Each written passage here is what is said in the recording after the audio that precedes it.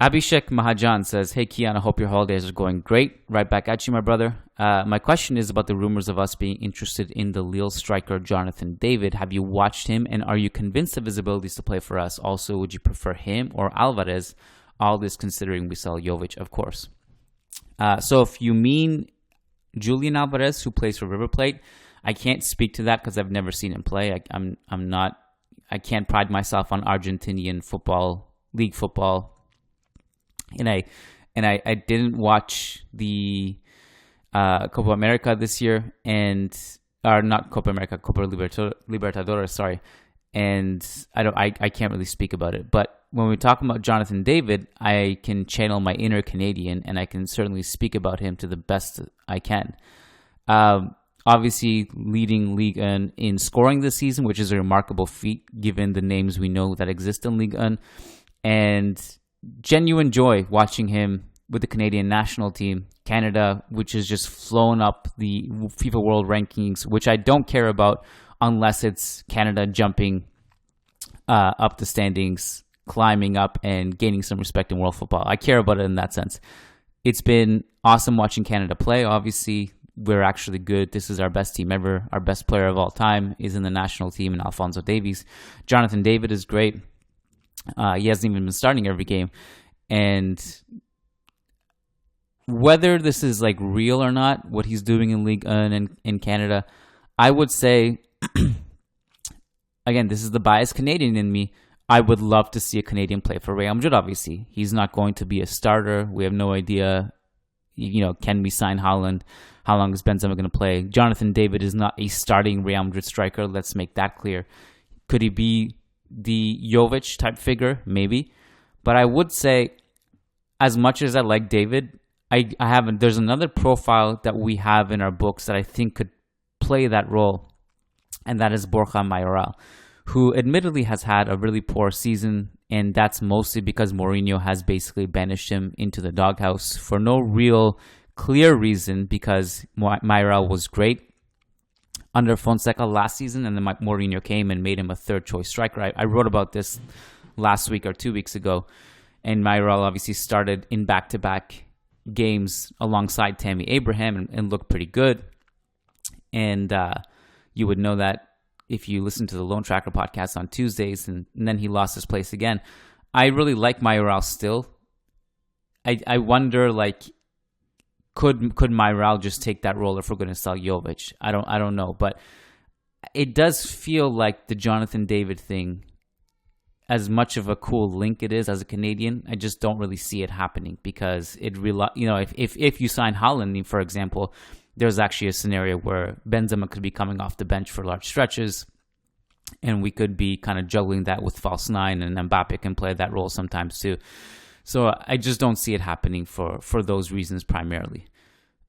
Question from Sly Manfi. Oh, this is a good transition, actually. From a tactical perspective, I have a hard time understanding the links of both Mbappe and Haaland, especially with Vinicius and Big Benz in the form of their life. If you look at the four, they are all people who barely got injured. So it's only with rotation that these four can play. I struggle to find the feasibility of all four being at Real at the same time, or is there a tactical approach that I'm missing to fit all four? I don't think this is a really good question, because if you have a chance to have Haaland, Mbappe, Benzema, and Vinicius in your team, it's extremely difficult to say no to that, much like it's extremely difficult to say no to having Messi, Mbappe, and Neymar in your team. You just can't say no to that. Much like it's very hard to say no to having Ronaldo Nazario, Luis Figo, Raul Gonzalez, and Zinedine Zidane in your team. It's very hard. At the same time, all those iterations that I mentioned of PSG and Real Madrid Galacticos, they all had their tactical struggles. PSG continues to have a difficult time juggling the front three. With just the imbalance of it, Messi doesn't press like he used to. Neymar doesn't defend much on the flank. And Mbappe, these players are all kind of just primed to play in transition. So it's hard to juggle. And I think Sly brings up a valid point, though. Like, how would this actually work? I think Vinicius is going to have to take a defensive burden if you play him in the front three, because he's the one who can defend the most. Mbappe, you might have to switch to a more high press scheme, but that is really highly reliable on who the midfield three is behind you. So it's going to have its challenges.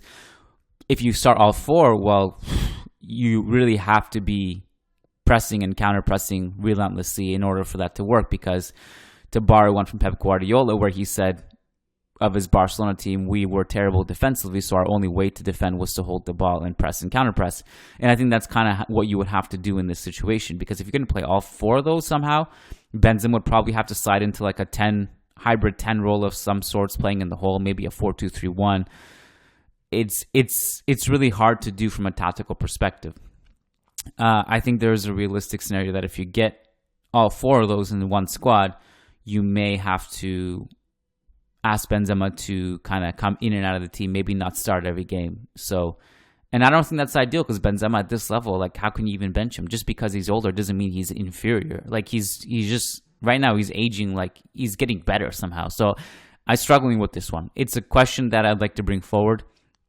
I think it's a very valid question. Rizvan Ramdan says, opposing teams have started to shape their defensive strategies by focusing on isolating and double-teaming Vinicius to take him out of Real Madrid's offense. Will we see Vinny's offense contribute, his offensive contribution decline? And is overcoming this just part of the course for him to become a great attacker? Yeah, I think growth is not linear. It's going to have many ebbs and flows. And also, this is part of the reason why Vinicius, after a great breakout rookie season when Solari brought him in, he had a bit of a sophomore slump, because this is what happens. Scouting report comes out and you start to throw bodies at him, and then he has to keep adjusting. So I think the reason he's cooled off a little bit is maybe that's part of it, is that, you know, if you look at our past few games, whether it's whether it's Atletico, they've just been packing the flanks, making sure that he can't cut in. It was the Cadiz manager, right? I asked him after the game, Cervera, like, what was your plan with Vinicius? And he's saying that every time he cuts in, we were going to give him the wing, let him run down the wing, but we want to make sure that he can't shoot or do anything when he cuts in, so multiple bodies in his way to do that. And Cadiz came out of the Bernabeu with a draw. And I think teams are going to start doing that. I would do that if I was an opposing manager. Vinicius is a massive threat right now. And he's going to his individual brilliance gets him through a lot of difficult spots and tight spaces. Gets the team in transition. He's been burning everyone on the flank, basically. So I think he'll have to learn to adjust to that. But I think he will, and I think he'll just get through it and then get better and better. That's my prediction for him. He's just too good, and he has a good head on his shoulders.